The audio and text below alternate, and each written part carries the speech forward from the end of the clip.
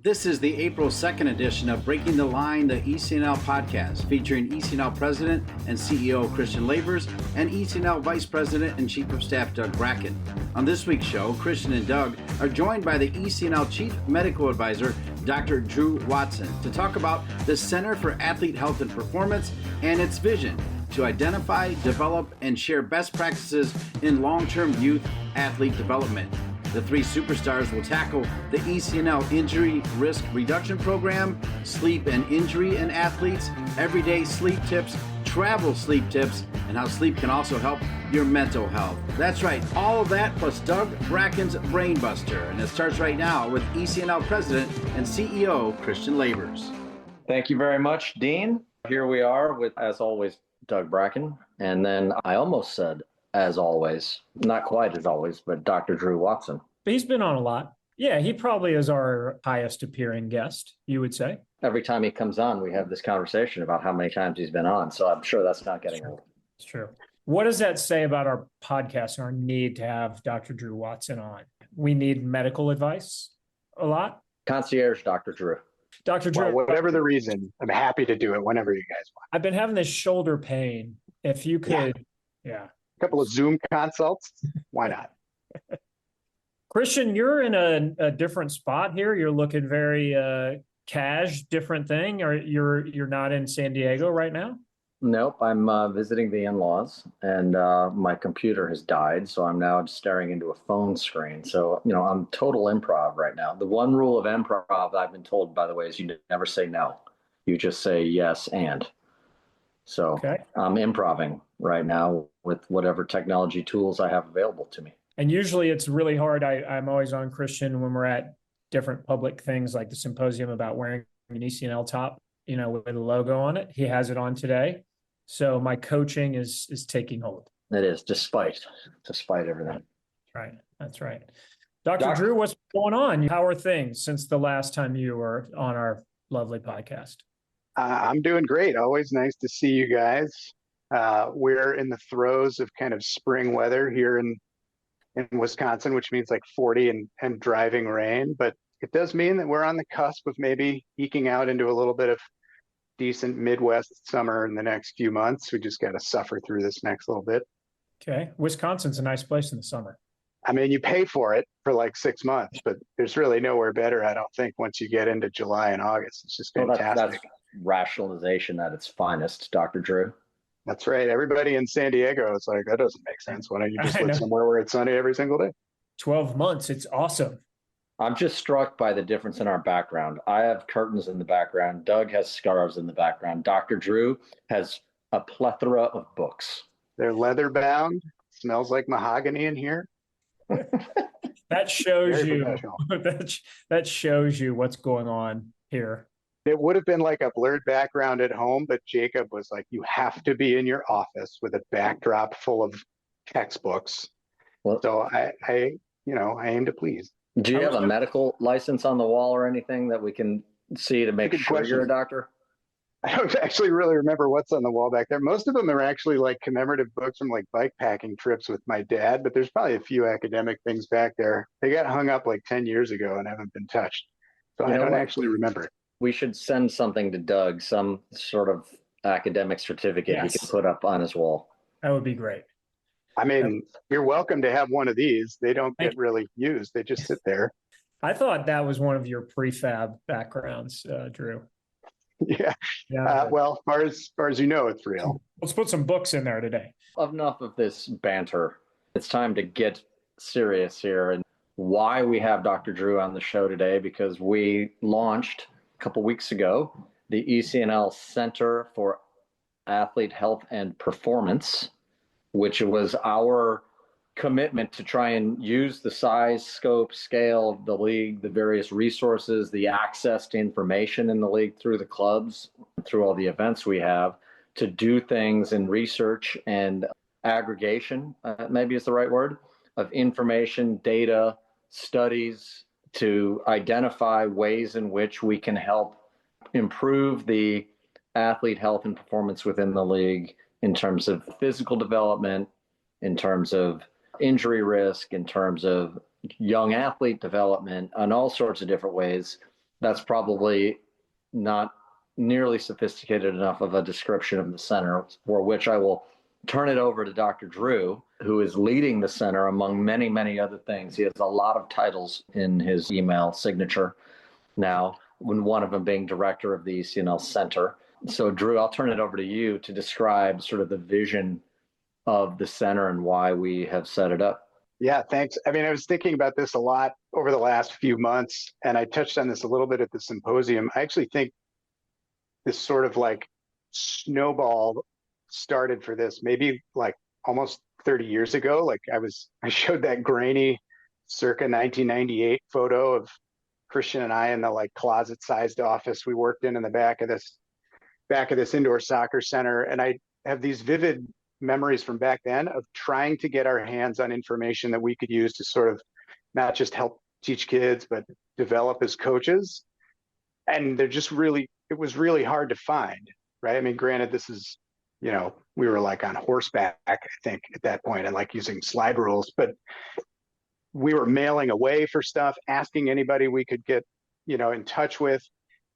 But it sort of flipped. And now, like 30 years later, there's so much information. It's sort of hard to know what to do with it. If you go Google searching for things, you're just going to find a whole lot of opinions that may or may not be based on good evidence and could lead you astray. And I think for me, the overarching goal of what we're doing at the center is to try and give people within the league, meaning coaches, families, players, good information that they can use in their sort of day-to-day lives within the league to make decisions about athlete health and performance. And so it sort of has two big pieces currently.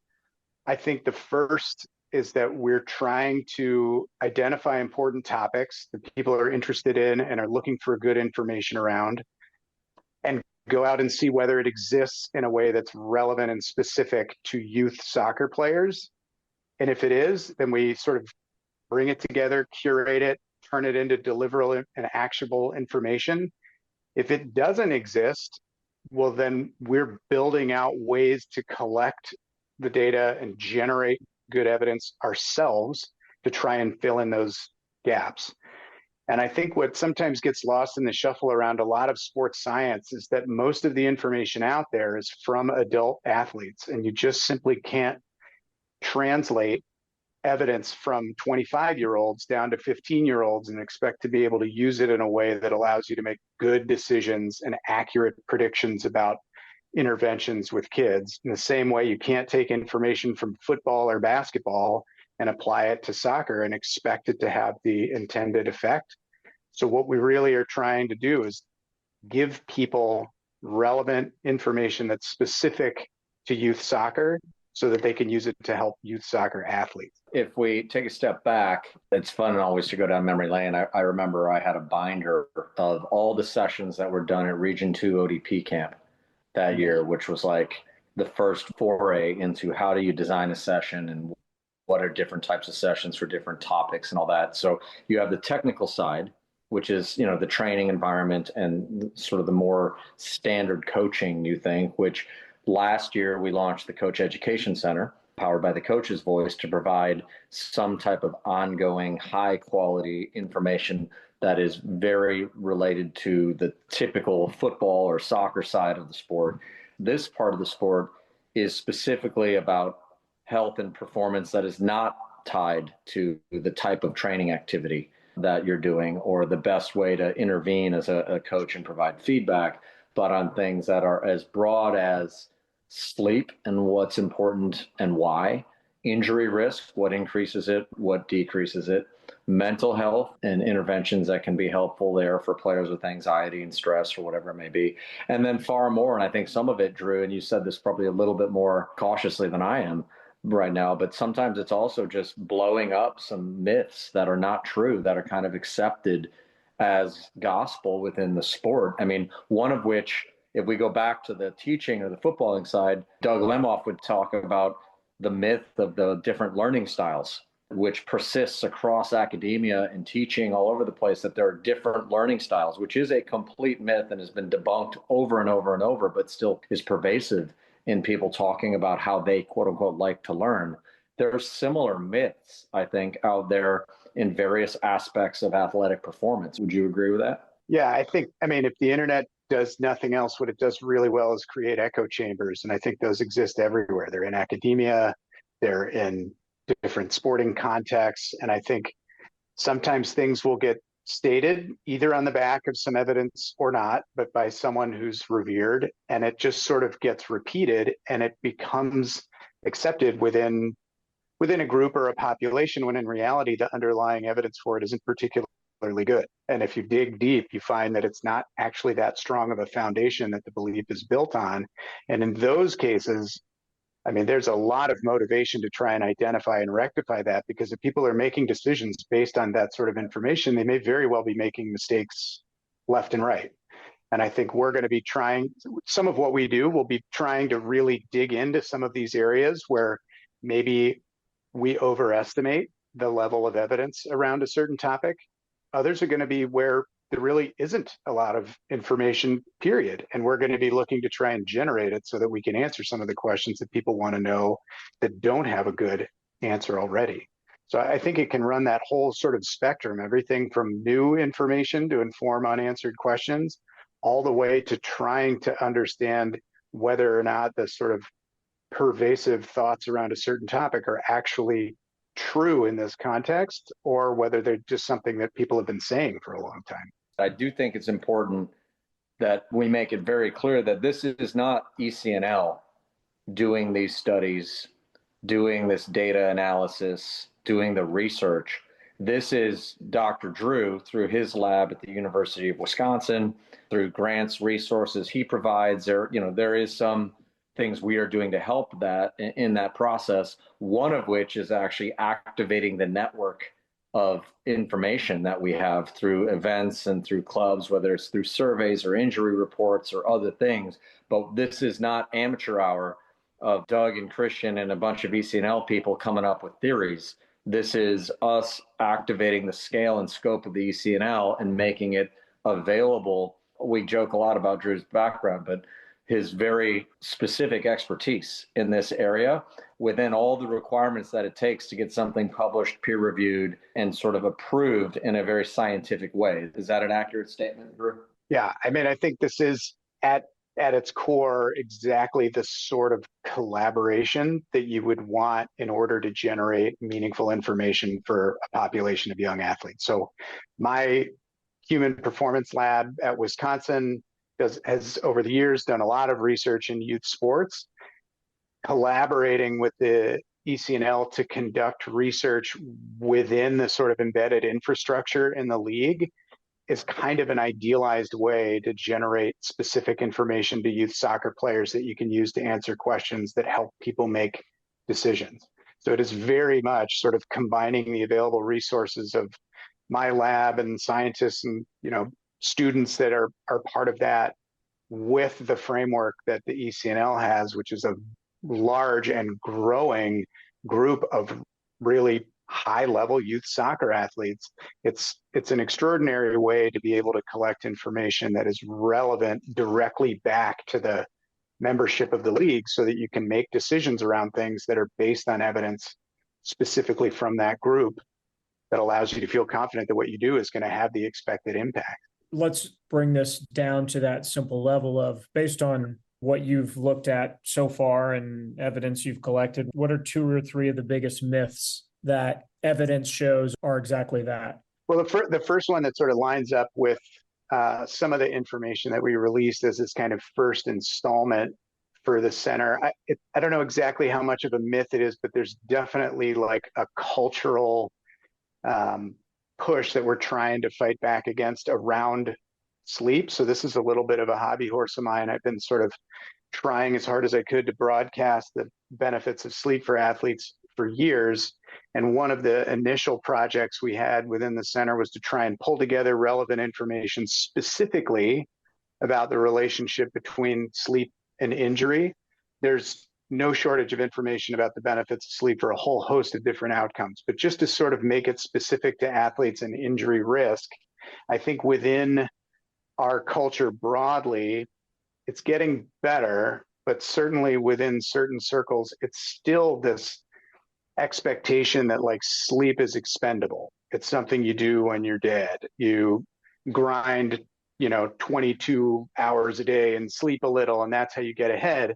But I think the reality is that particularly within athletic context, and especially within the context of adolescent athletes, if you try to treat sleep as expendable, it is going to cost you something really significant at the back end.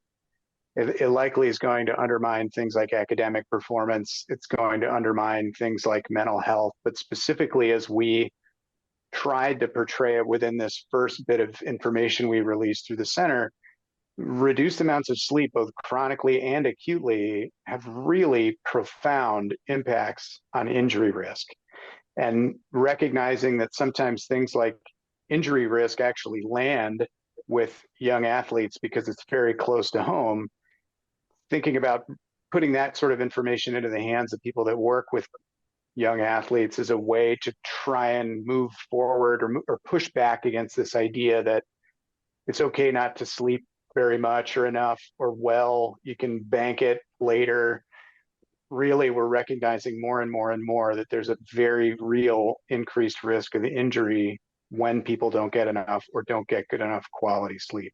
And so that's kind of pushing back on the grind never stops, hustle culture, all that stuff, whatever and in some of your presentations, you show how pervasive some of that messaging is. And it's not to undermine the importance of, intentionality and committing to working hard. It's to say that doesn't need to exist at the expense of proper sleep, which we can talk about all day long, but I think you hinted at it. Young athletes, a significant injury is maybe one of the biggest fears that they have. So maybe by exposing this to them and their parents, you may win the battle for sleep a little bit more effectively than when talking about it just as a way to improve academic performance or something like that. And I think I'll add as well, because the center is going to come out with information, either unique studies that you have done or aggregation of existing data. But some of this stuff has been in process for several years in some regards. It's just never been put under this center and under this sort of framework.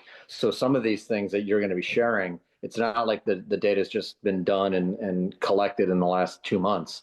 It's been done over a long period of time. And there's other stuff that will come out 6-9 months from now that is currently being analyzed, collected, that sort of thing. So this was not an overnight, hey, let's do this, and here's the first study, or here's the first data points. It's, hey, this is something we've been building towards in some ways for many years. Absolutely, and I think it sort of testifies to the need for this sort of thing. Like I and other people have been generating evidence and publishing academic papers and presenting them at scientific conferences, for the last decade around things that in my mind are pretty applicable to the youth sports environment, but I guarantee most youth soccer coaches have never heard of any of it, right? So the question is like, how do we not only generate this sort of information and answer these questions within an academic setting, as importantly, how do we actually get it into the hands of the people that are interacting with kids so that they can use it to benefit the people we're ultimately trying to help?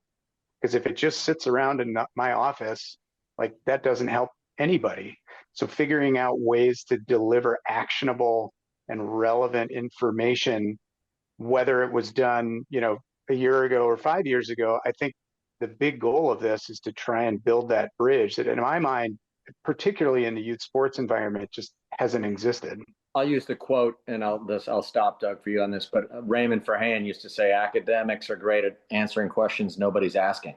No offense to you and your academic colleagues, but and I know it's been one of your real passions, is how do you take science and research and data and apply it in a way that actually makes an impact and moves the needle in the real world and is not just a paper that nobody's read in some very long titled academic journal that nobody actually subscribes to except for a few other doctors.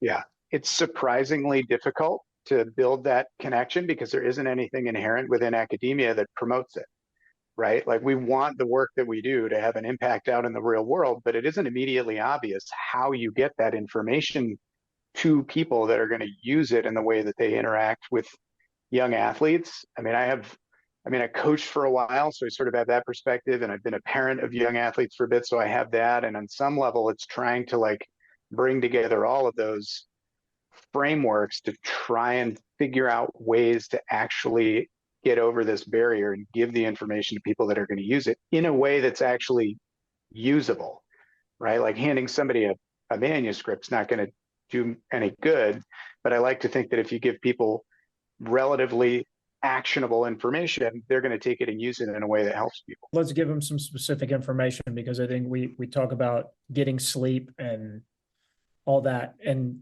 probably the question is, what does that mean? Like, what is good sleep versus what is bad sleep? And further, like, what is the impact based on your kind of research and evidence to an athlete when they don't get good sleep? Yeah. So just, I mean, hard numbers that to keep it relatively simple and not get bogged down in the details.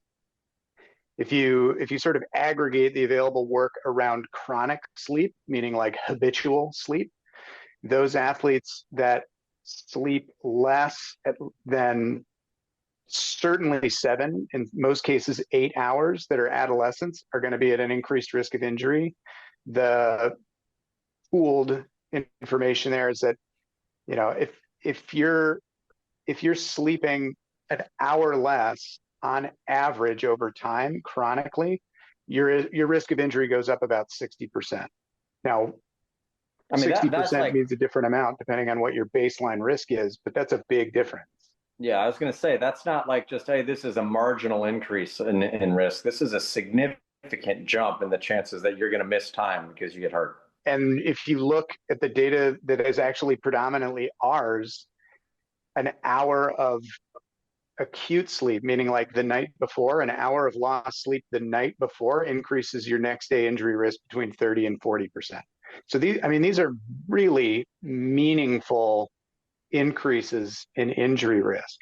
Now, there's obviously injury is a multifactorial issue. There are a lot of things that influence it, but I think the recognition within academia and youth sports science is that it is probably an aggregator of a lot of different variables. And so the effect that you're having by losing sleep is probably capturing the effects of a bunch of different things and translating into a meaningful risk of injury. So the hard part here is, I think, if you talk with a adolescent athlete and you start talking about what the ideal amount of sleep is that they would get, it becomes a tricky conversation.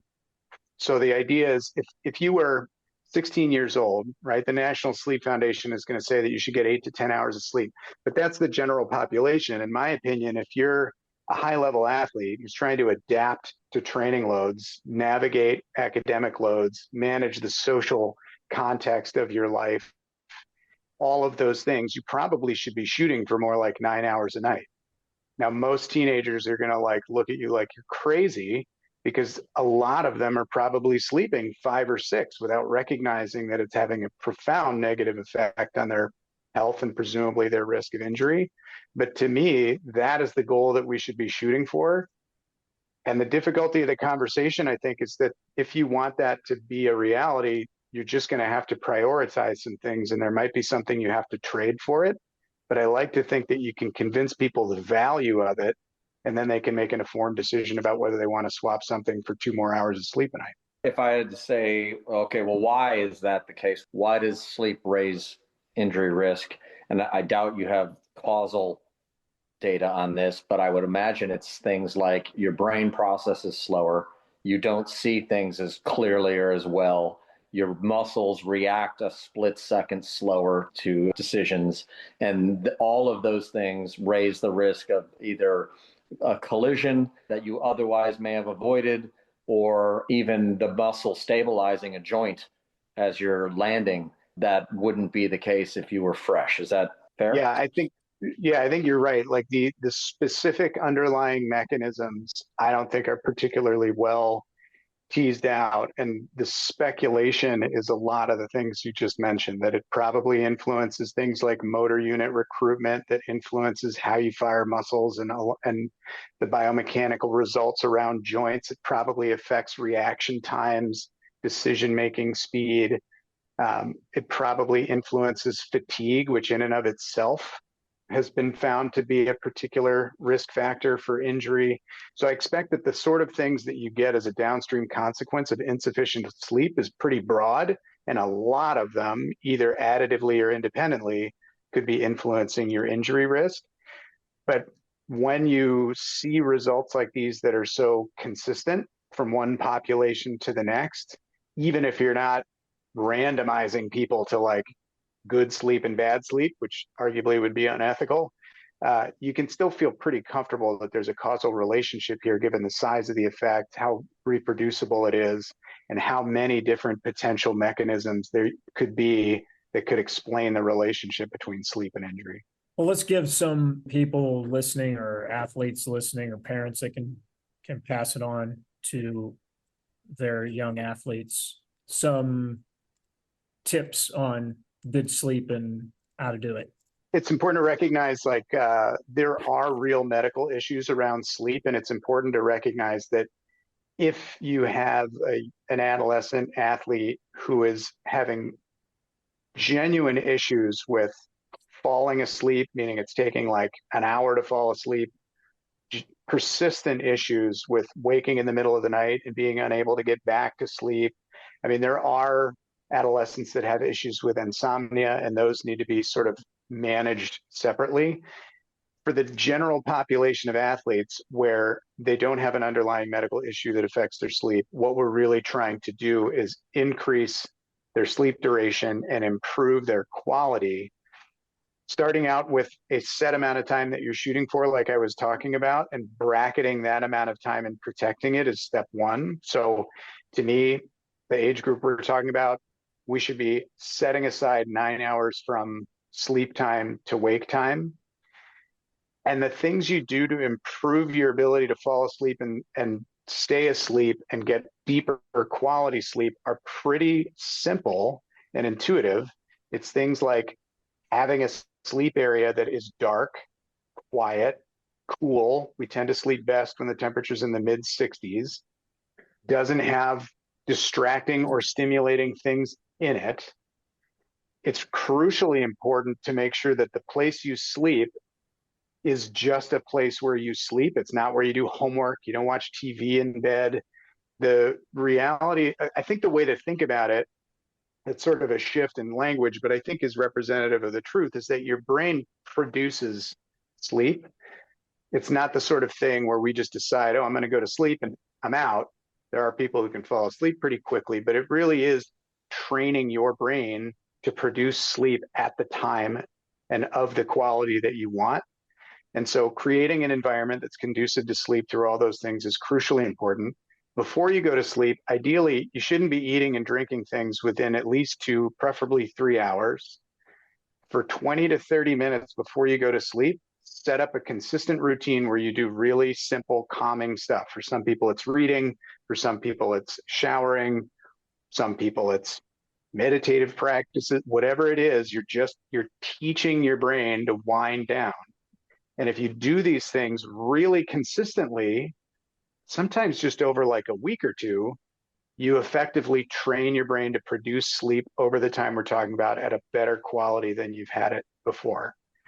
That's sort of an idealized scenario. One of the other pieces that we tried to include in what we just put out through the center was recognizing that young athletes often have things in their lives that aren't under their control, and having that set sleep and wake time every day may not be feasible. So how do we, manage things like travel so that we don't interfere with sleep?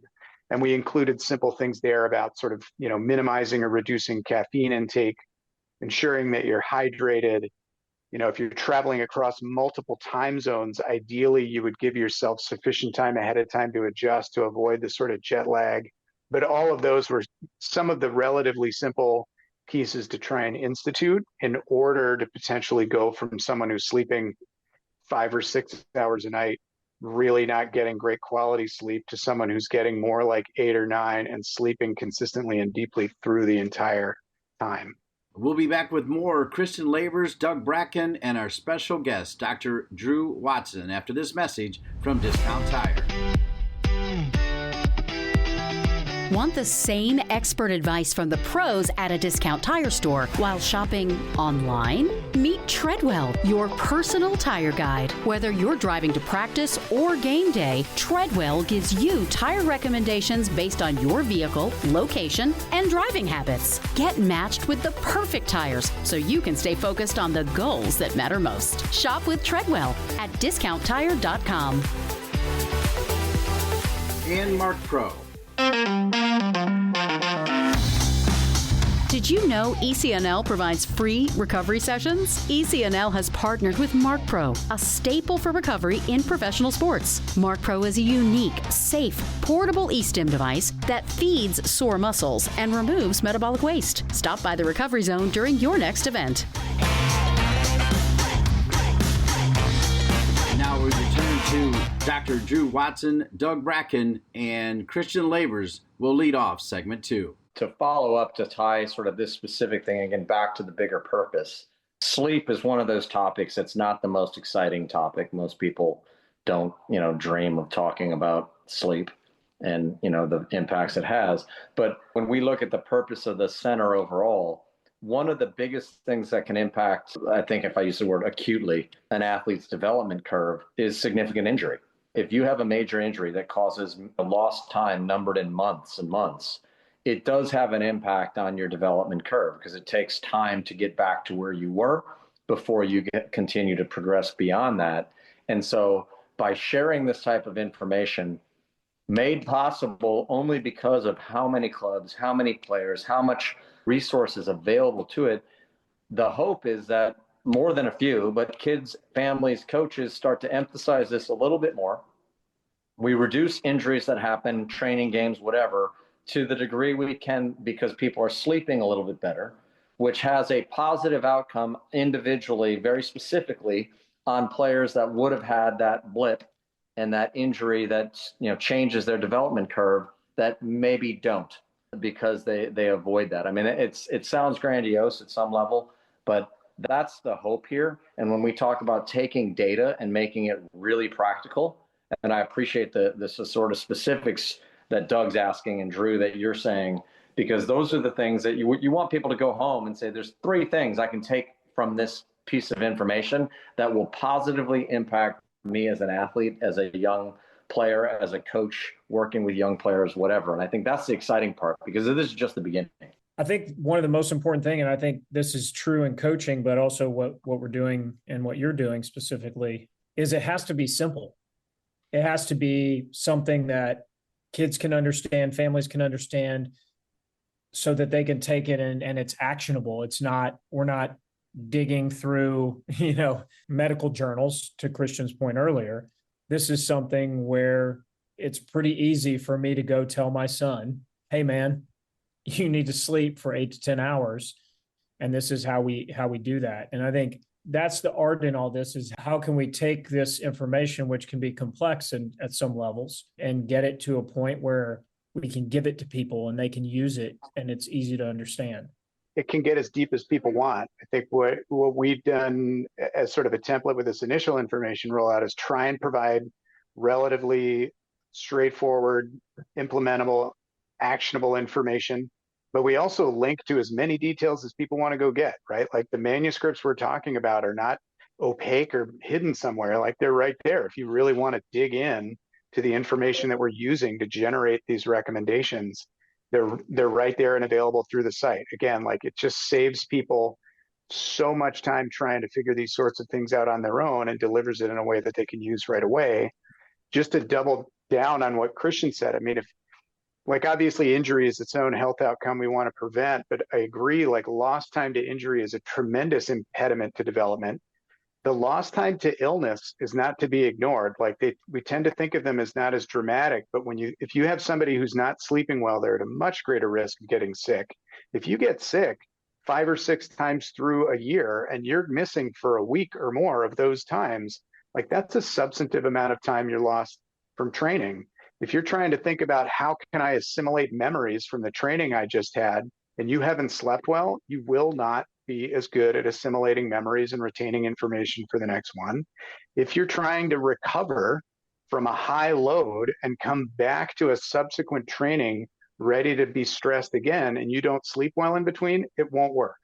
You're not only going to underperform, you're potentially going to be at an increased risk of injury. Like, there are so many ways that sleep influences individual player development, not just even short-term injury risk, but long-term development by the way that it influences all of these different things that ultimately touch on a player's ability to train properly over time. The other piece to this that we'll sort of learn, I think, to some degree by trial and error, and this is sort of opening the door to the back room, is how do we get this information out in a digestible way to the people that need it most? Because getting a kid to understand and hear what you just said is really important.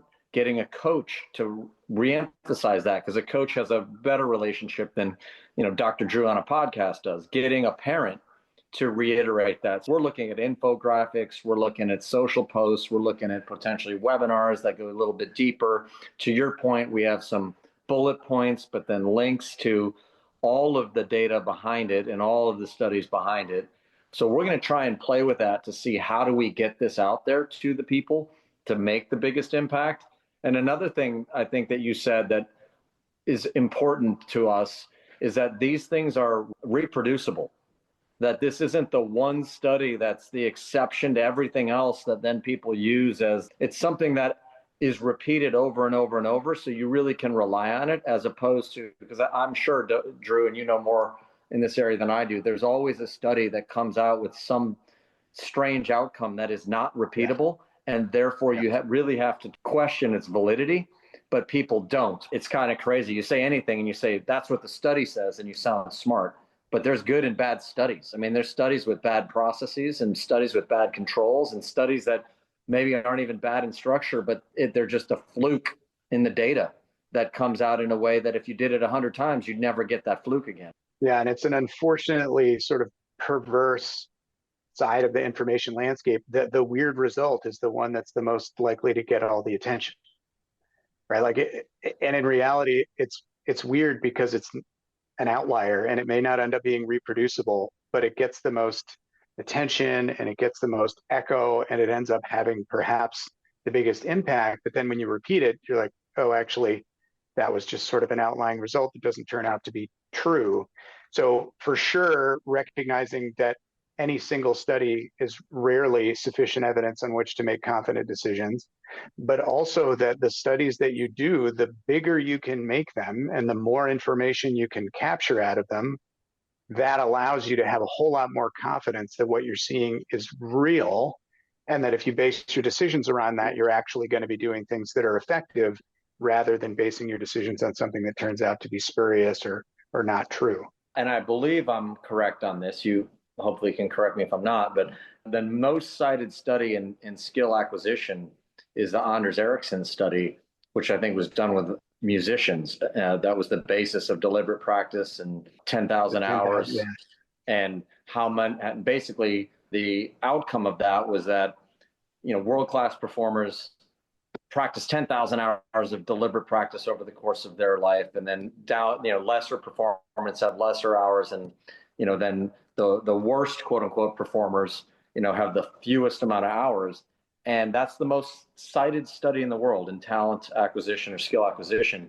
And I believe they tried to reproduce the exact study with the exact protocols in music recently and found none of those outcomes. Well, and you can imagine that if you try and take information, even if it had been reproduced from something like music's performance and the skill acquisition there, and apply it to something as completely different as your ability to perform on a soccer field, like, those contexts share so little.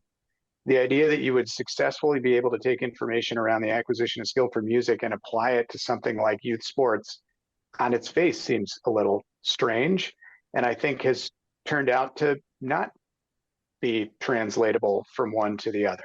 But a good example of something that got echoed a ton and picked up and just sort of carried forward. This goes to another purpose of what we're trying to do through your work in the center in debunking some of that stuff, because that 10,000 hours really went cultural. And there was a very deliberate attempt in soccer to say, this is how you become a pro. is it's 10,000 hours of this, deliberate practice is a term of art with certain types of things. But I remember sitting in meetings where I think the author of the book that popularized that actually presented. Gladwell, yeah. And maybe there's a different one that referenced it. And I remember sitting there, and I was in a very high profile soccer meeting, and they were talking about that. And I sat there and said, most players make their professional debut somewhere between 18 and 21. And if you say, okay, 10,000 hours, well, if I just assume they're going to play that from age 8 to 18, it's sort of simple math, that's 1,000 hours a year. Well, there's 365 days in the year. So it's almost 3 hours a day, 7 days a week for 10 years gets me my professional debut. And you say, well, wait a minute, anyone who played soccer that much will die. Like that, there's just no way that that's possibly translatable.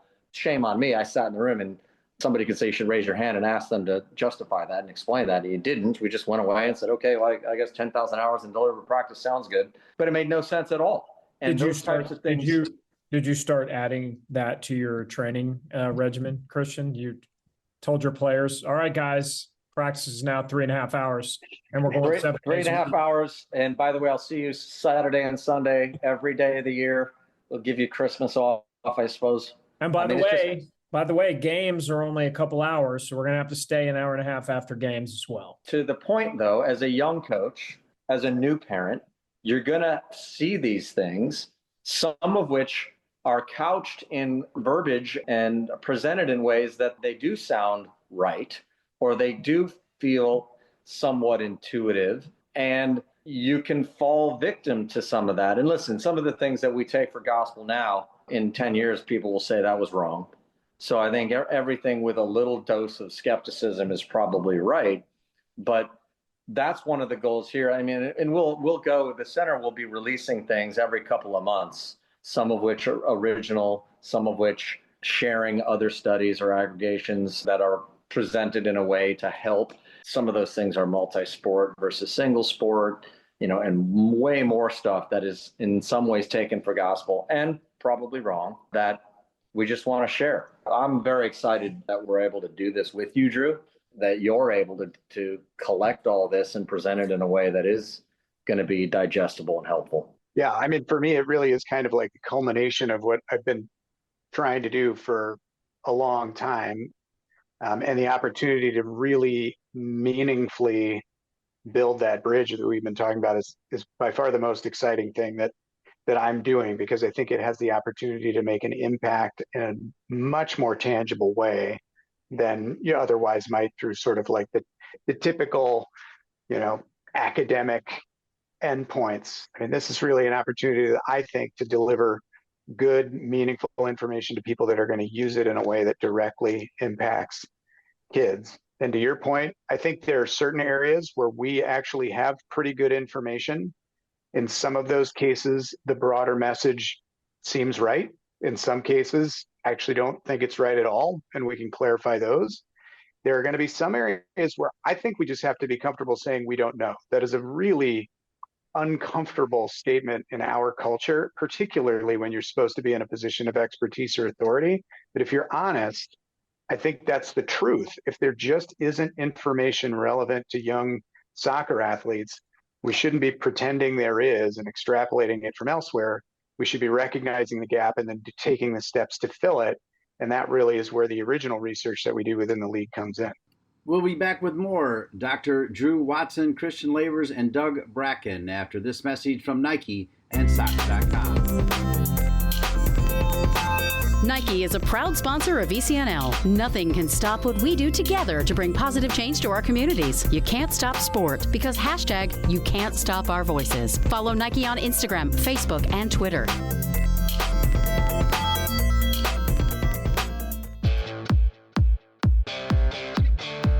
Soccer.com is proud to partner with the ECNL to support the continued development of soccer in the U.S. at the highest levels. They've been delivering quality soccer equipment and apparel to players, fans, and coaches since 1984. Living and breathing the beautiful game ourselves, the goal at soccer.com is to inspire you to play better, cheer louder, and have more fun. Visit soccer.com today to check out our unmatched selection of gear, expert advice, and stories of greatness at every level of the game.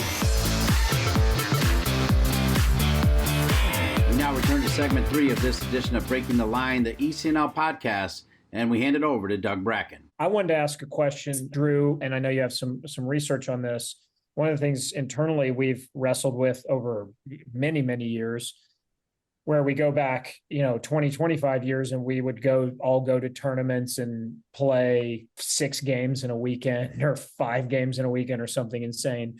We've gotten a little bit more sanity around it by playing 3 games on 3 days at our events. What have you guys found on injury risk as you play that 3rd day versus earlier in the event? Is there any correlation to how many games you play in that period of time to increased injury?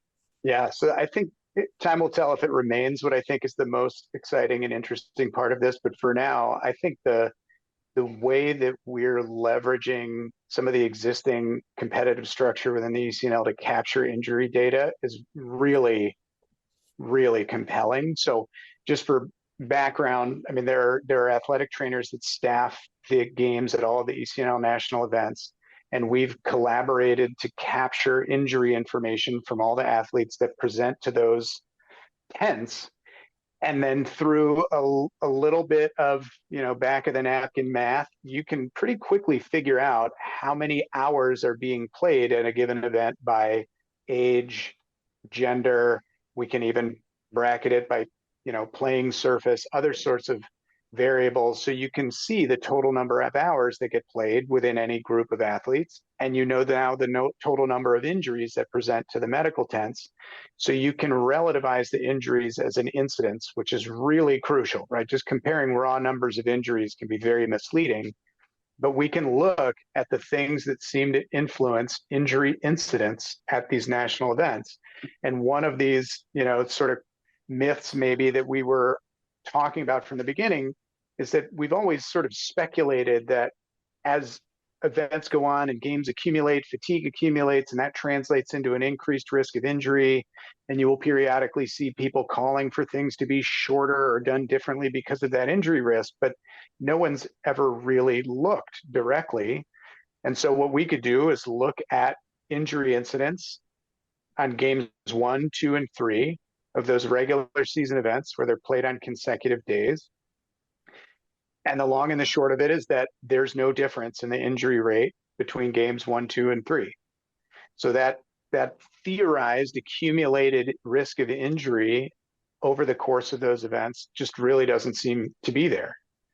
One of the other questions, that we were curious about is whether there's an influence of incorporating a rest day into those 3 games. So at a playoff game, for example, where you have a rest day between games 1 and 3, so you're playing 3 games over 4 days, we wanted to know if the injury risk seems to change differently in the regular season from game 1 to 3, where there's no rest day, or in the postseason from game 1 to 3, where there is a rest day. And the short take home there is that change from game 1 to 3 looks exactly the same in the regular season and the postseason. So at least in terms of injury risk, this is a couple of really novel and sort of innovative outcomes to inform some of those perpetuated myths about, people are going to get hurt more on day 3. It just doesn't appear to look that way. And that's just really like a tip of the iceberg example of the ways that you can leverage this sort of embedded injury data collection infrastructure to answer relevant questions about how you do things to try and influence the risk of injury for young soccer players. To add some further clarity and context around that, during the regular season, we have no restriction on substitution, right? And so we can't tell you what the difference is on injury if you limit substitution versus when you have it unrestricted. And I guess, your gut would say limited substitution may increase risk of multiple games in a day because there is less opportunity for break, but that's a guess. Well, at the playoffs. But at the playoffs, we have more limited substitution, but then you have the rest day in between. Right. But the important point is, for years and years and years, the mantra was 3 games in 3 days, dramatic injury risk on day 3. And we had said for a while, yeah, but what about substitution rules? But nobody, it was one of those debates where you could just yell into the void because nobody had any data. Now there's data to it that says, well, actually it doesn't under these circumstances, right? A rest day and limited substitution, unlimited substitution with no rest day, there doesn't seem to be a change. Now, that doesn't tell you anything about the quality of play or the speed of play. And I think your eyes would tell you that the quality and speed of play would decline as fatigue increases. But based on what data has been collected, and it's tens of thousands of hours of player time, hundreds of thousands probably, what you cannot say is this is increasing injury risk. Someone may argue, well, the game is not as good. Well, okay, that may be a fair statement. And there's probably some metrics we can use ultimately to look at that too. It's really interesting because when you look at it, you say, why is that relevant? Well, one, if there was a significant change, then it would be incumbent upon all of us to change the environment so that players are not hurt because of something that is structurally set up. And if it is not so, well, then you get into the typical discussion of how many games do people want to play when they travel and when they don't travel and all the stuff that makes youth sport. But at least we know, based on this data, that we're not doing anything. And by the way, we means the whole youth soccer league, club, tournament system. 3 games in 3 days with unrestricted substitutions is not going to create a significant injury risk. Yeah, I think that's right. And I left the substitution part out, so I appreciate that clarification because we can't really speak to what would happen if you played 3 games in 3 days with limited substitutions just because we don't have the data to answer it. What we've got is that when it is arranged the way that it is within the league currently in those regular season events, the injury risk doesn't seem to increase on days 2 and 3. So I think this is just kind of like one example of if there isn't information available for this particular context, we potentially have ways to collaborate between my lab and the league within the center to answer them in ways that are, I mean, how much better is it to have this information than to just continue to speculate and make decisions based on, I don't even know what? This at least allows us to be more data-driven or evidence-based in the ways that we approach it, rather than just, like you said, sort of shouting into the void and hoping we're doing the right thing without having any idea. Well, and to your point you said earlier, most of the data that's out there about in sports and injury and all this stuff is in adults, and adults and youth are not the same. But then we also can look at this between boys and girls, right? And see if there's differences in gender as well. And you know, you've said this to me, so I'll just parrot it back to you, that done properly, some of the data collection and research we're doing could constitute some of the biggest studies ever in youth sports in all of these areas, because there hasn't been the ability to leverage a platform as big as ours is, and as responsive. And there's some credit to the athletic trainers on site who do this for us in the injury thing, or the players or parents or coaches that are filling out surveys. It's one thing to have a lot of people. It's another thing to have a lot of people willing to take the time to share the information that allows some of these conclusions to be made. Yeah, without question. So, I mean, to the extent that people are interested, all of the minute details are in the manuscript that we've developed and are in the process of submitting for publication on the center website. But it's important to recognize that this was over 200,000 player hours, which is very big in and of itself. It was about 24 events over the course of the 23-24 season. We're continuing to do it. Like we're replicating it again this year. But even just if capturing this data out of all of the national regular season and postseason events over a couple of years, that's quickly on the order of the amount of information that's bigger than any injury surveillance program I'm familiar with within the high school or adolescent athlete space. And if you can either continue that or broadened it into other sort of competitive areas, for example, if you were theoretically able to capture the same sort of information out of conference games, for example, you would very quickly eclipse what gets done even from an injury data collection standpoint on the collegiate side. I mean, the opportunity to collect a volume of information here that allows you to confidently identify the risk factors for injuries and the procedures to reduce them. It's not like lip service to say it's unprecedented. It really is. That's not just me saying it. That's just the amount of information we're talking about. Let's wrap this by asking, based on what you've seen, if you had an athlete in the age brackets that we're talking about come to you and say, what are one or two or three things that I can really do to mitigate my risk for injury and maximize my performance? Yeah, I mean, these are going to be targets of information that we continue to sort of release in chunks, and sleep was a big one here. I think the biggest levers that you can maneuver in order to influence injury risk in a young athlete. So load management is crucial, right? Really big increases in load on the backdrop of, lower chronic loads or relatively low fitness from an offseason, for example, are a big risk for injury. Sleep is crucially important from both a recovery standpoint as well as seemingly direct impacts on injury risk.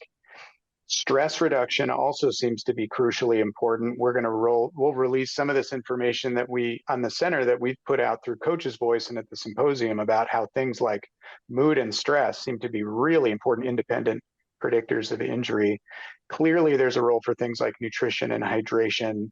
I mean, those are probably the biggest pieces: load management, sleep, stress management, and nutrition. Those would be the ones that I would be pointing at as the levers that you can pull that are probably going to have the biggest impact on injury risk. And we'll continue to deliver this information, I like to think, in a way that people will be able to take and use in an actionable way so that they can have a direct impact on the kids they work with.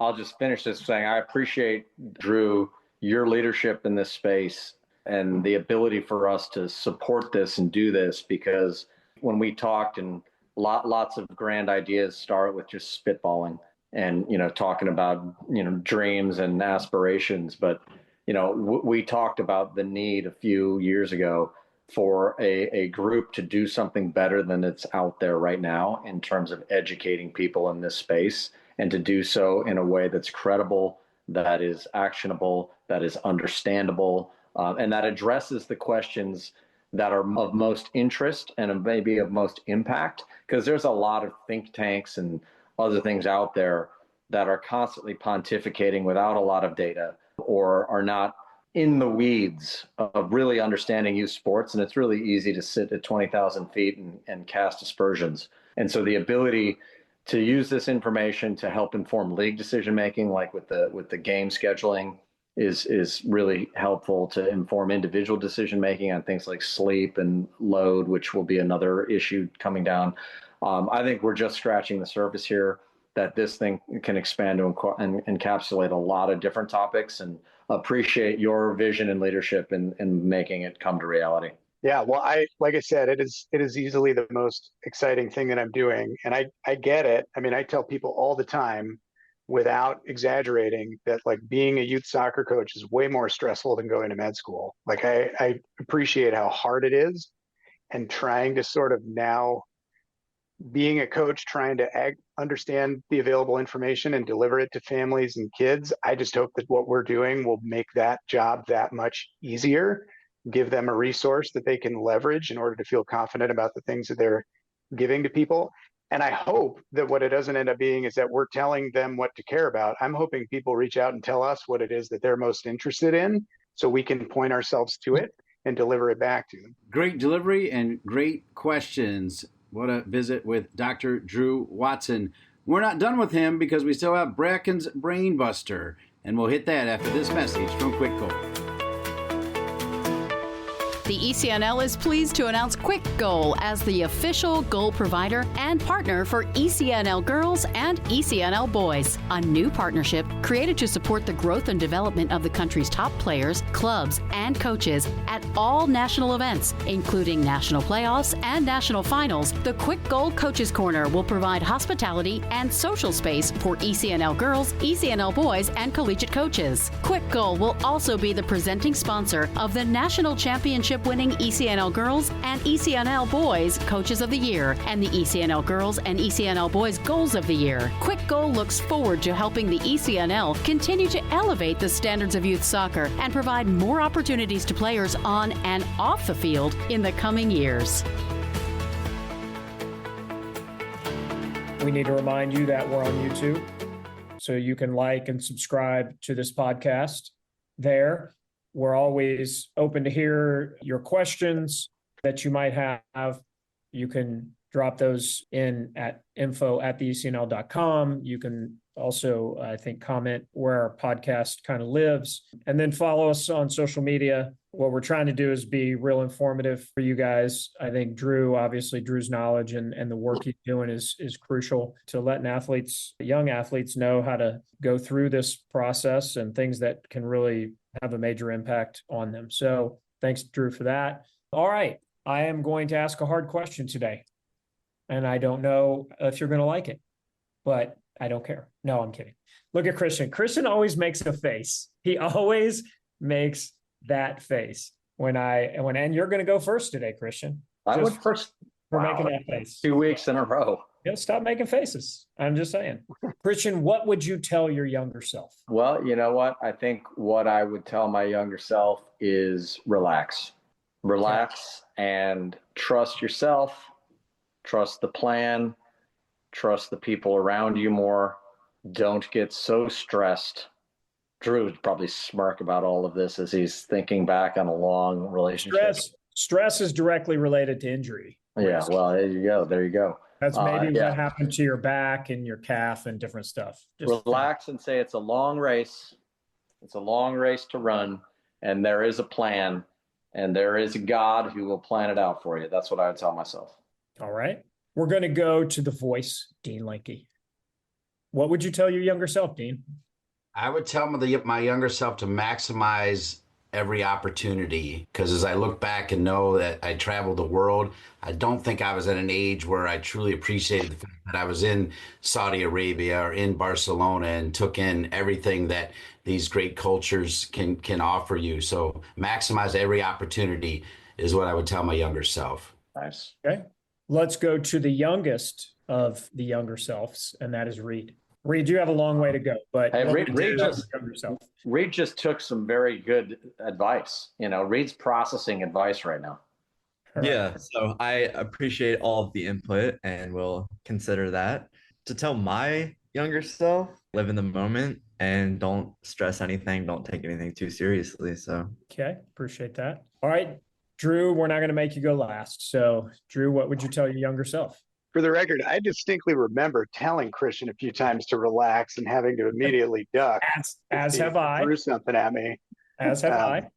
But I wholeheartedly agree that might be good information for his younger self. I think mine's probably similar. I think I would have told myself to be patient. I think when I was younger, I felt like everything had to happen right away. And I had a very sort of short-term vision of what I was trying to do. And I think the reality of it as you get older is that you recognize that good things sort of build over time. And so having the confidence and just recognizing that nothing has to happen immediately. Just be patient, continue to work toward what you think you want, and be comfortable with the idea that you may change your mind about what it is that you want to do. And that's fine as well. And maybe stick a little money in a savings account. That might have saved me some trouble. Put some money in a 401k. Invest in Apple. Invest in Apple. That's what I would tell myself. Yeah, NVIDIA immediately. All right, Jacob. I would tell my younger self, don't be afraid of what other people think of you.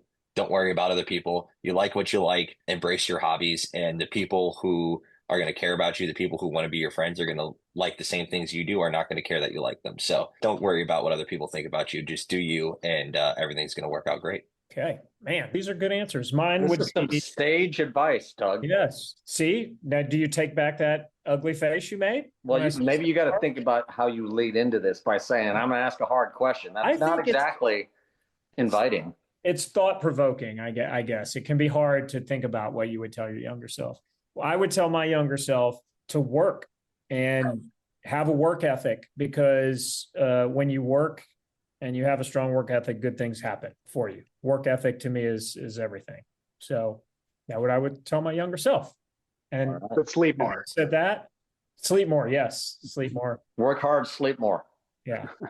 Don't let Christian stress you out as much as sometimes he does.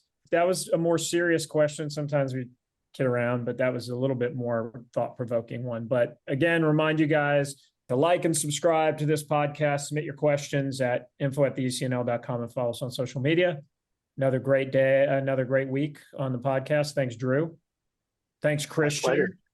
Visiting from the in-laws, With no computer that works, so I got an interesting few days ahead of me. That's right. Thanks to the voice, Dean Lanke. Haven't seen his face on this podcast in a little bit. This is a great pleasure. Thank you, and good to see you, Dr. Drew, as well. Good to see you, Dean. Reed, Jacob, always doing the heavy lifting. Appreciate you guys. We'll see you in a couple weeks. Thank you for listening to Breaking the Line, the ECNL podcast. And remember, if you have a question that you want answered on Breaking the Line, the ECNL podcast, email us at info@theecnl.com.